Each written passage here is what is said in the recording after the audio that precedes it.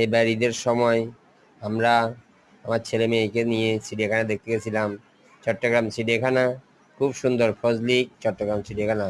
আপনারা দেখে ভালো লাগলে আমাকে একটু লাইক দিন, আমি আরও ভালো ভালো ভিডিও আপনাদেরকে কাছে ছাড়বো।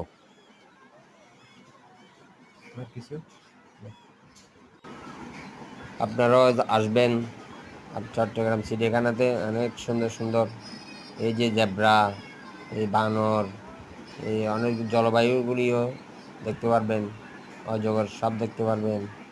আসিয়েন।